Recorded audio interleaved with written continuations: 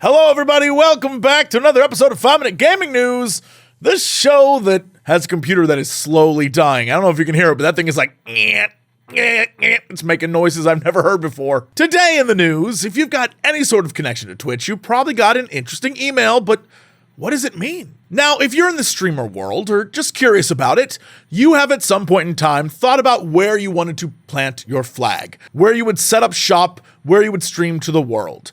And most of those times you think about audience and you think about pay. And for some time, Twitch has been that place where you plant your flag.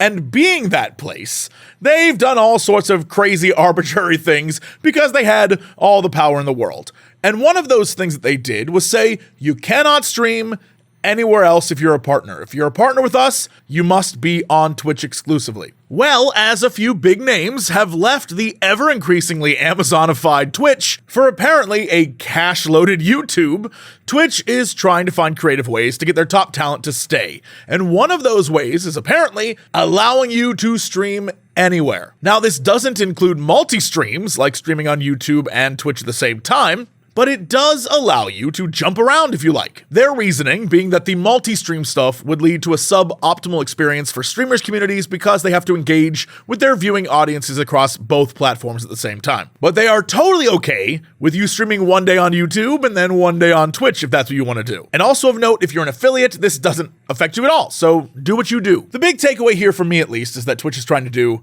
everything it can without just doling out money to get people to stick around on Twitch. And in this case, they're saying, look, go take your money, go over to YouTube, do what you want to do. But hey, Daddy Twitch is always going to be here for you if you ever want to come back and just, I don't know, stream for old time's sake. So, I mean, we'll see what this does, but I expect not much. Like I said, when you plant your flag, most people plant the flag at one place, and they don't try to go to different places because Twitch is kind of right. If you're everywhere, you're diluting your audience. And if you get them all to show up at one place, it's easier, and the interaction's easier, and it just makes more sense. So, I guess we will see. In other news, you still want that PS5? Because it may cost you a little bit more now. In a blog post released by Sony, the company announced it was increasing the price of PlayStation 5s due to the current economic environment in the world. The global economic environment is a challenge that many of you around the world are no doubt experiencing. The post from Sony Interactive Entertainment President and CEO Jim Ryan reads, "We're seeing high global inflation rates as well as adverse currency trends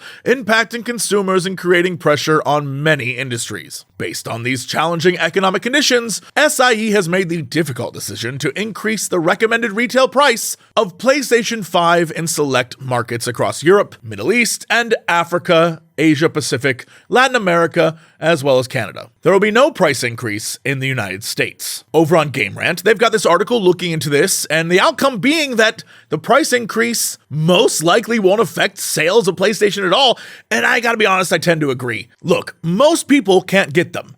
People who can get them sometimes are being gouged by the sellers for double the price, and the demand is not even close to being met. An increase of 10% or so, I feel like, honestly, most people will just pay for it. The thing that sucks is they acknowledge in their post, world's messed up, inflation's crazy, everyone's feeling it, so we're gonna make you feel it even more. I mean, okay, it's not very consumer friendly, but I guess they can do whatever they want as long as people are super hype on PlayStation 5.